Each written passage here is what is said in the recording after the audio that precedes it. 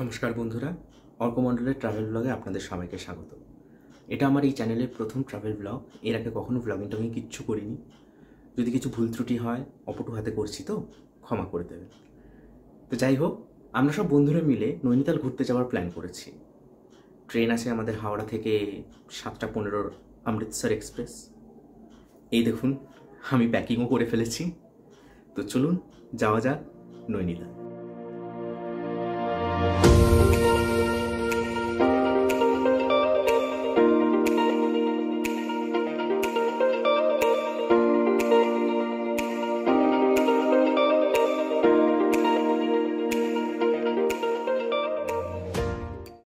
হাওড়া থেকে অমৃতসর এক্সপ্রেস ধরে আমরা রাত প্রায় 9:30-10টার সময় মোরাদাবাদ পৌঁছলাম। তো ওখানেই আমাদের এক বন্ধু হোটেল বুক করে রেখেছিল, যাতে আমরা ওখানে পৌঁছে একটু ফ্রেশ হয়ে বেরোতে পারি। তো যথারীতি আমরা ফ্রেশ হয়ে গিয়ে বাইরে বেরিয়ে দেখলাম আমাদের বাহনদেব দাঁড়িয়ে আছে। সব কিছু নিয়ে বেরিয়ে পড়লাম। মাঝে একটু চাচা মন করেছিল, তার জন্য দাঁড়িয়ে গেলাম এই ফ্যামিলি রেস্টুরেন্টে। তুলে ফেললাম ঝপাঝপ করে কয়েকটা সেলফি।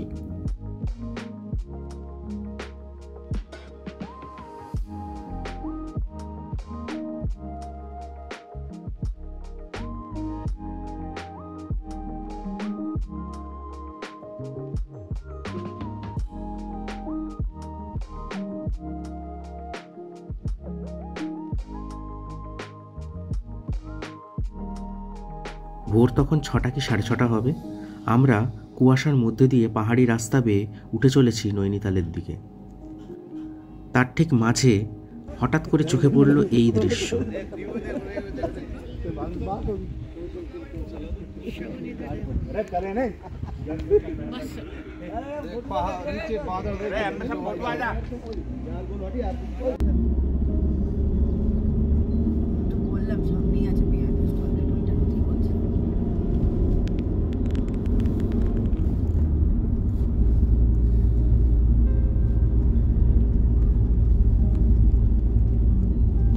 সূর্যি মামাকে গুড মর্নিং জানিয়ে পৌঁছে গেলাম আমরা নৈনিতাল। আহা, সে কি মনোরম দৃশ্য! সূর্যের আলো যেন ঝলমল করছে চারিদিকে।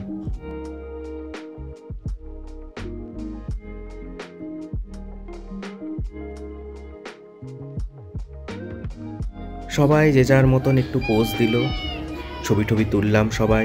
তারপরে আমরা চলে গেলাম মল রোডের ওখানে রোপওয়ে উদ্দেশ্যে। রোপওয়ে চাপার জন্য আপনারা মল রোডে উঠে যে কোনো জায়গায় জিজ্ঞেস করলেই পেয়ে যাবেন যে রোপওয়ে যাওয়ার রাস্তাটা কোন দিকে। রোপওয়েতে চড়ার জন্য পার হেড নিয়েছিল আমাদের 380 টাকা করে। আপনারা যদি রোপওয়ে চেপে যেতে চান, সেই এক্সপিরিয়েন্স অনুভব করতে চান, তাহলে যেতে পারেন। না হলে গাড়িতে করেও আপনারা মল রোডের ওপরে যে পাহাড়টি আছে সেই পাহাড়টিতে আপনারা যেতে পারেন। তবে সেই রাস্তাটি খুব একটি ভালো রাস্তা নয়, গাড়িতে অসুবিধা হতে পারে। আমি আপনাদেরকে সাজেস্ট করব রোপওয়ে করেই যাওয়ার। তার কারণ রোপওয়ে উঠতে উঠতে যে রকম প্রাকৃতিক দৃশ্য আমরা দেখতে পেয়েছিলাম, তা সত্যি বর্ণনা করে বলা যায় না। এই দৃশ্য দেখার জন্য সত্যি বারবার পাহাড়ে যেতে ইচ্ছে করে। সূর্যের আলোয় লেকটি যেন আরো বেশি করে ঝলমল করছে।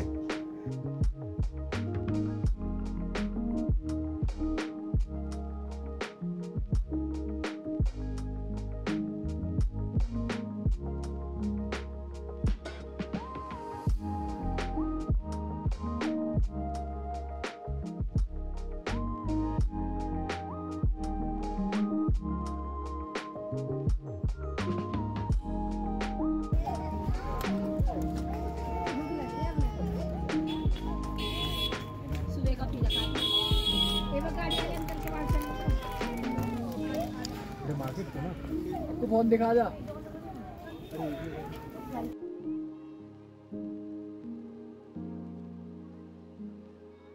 রাকেশ যথারীতি প্যান্ট চেঞ্জ করছে। হ্যাঁ, যথারীতি সস্তা শাহরুখ খান লাগছে। আর এই দেখো, মামা ভাগ্নি সবাই মিলে পালাচ্ছে। লেকের মধ্যে বোটিং করারও ব্যবস্থা আছে, আপনারা চাইলেই এখানে বোটিং করতে পারেন। কেনাকাটার জন্য আছে নৈনিতালে বিশাল বড় মার্কেট। আবারও তুলে ফেললাম সেলফি কয়েকটা। যতই হোক ঘুরতে এসেছি, সেলফি না তুললে হয়? নৈনিতাল ওই দিন ঘুরে আমরা সবাই মিলে বেরিয়ে পড়েছিলাম মুক্তেশ্বরের উদ্দেশ্যে, কারণ মুক্তেশ্বরে আমাদের হোটেল বুক করা ছিল। তো চলুন আজ এই পর্যন্তই। কালকে আবার মুক্তেশ্বরে কেমন কাটালাম সেই নিয়ে একটা ব্লগ করব। আশা করি আপনারা সবাই ভালো থাকবেন। ধন্যবাদ।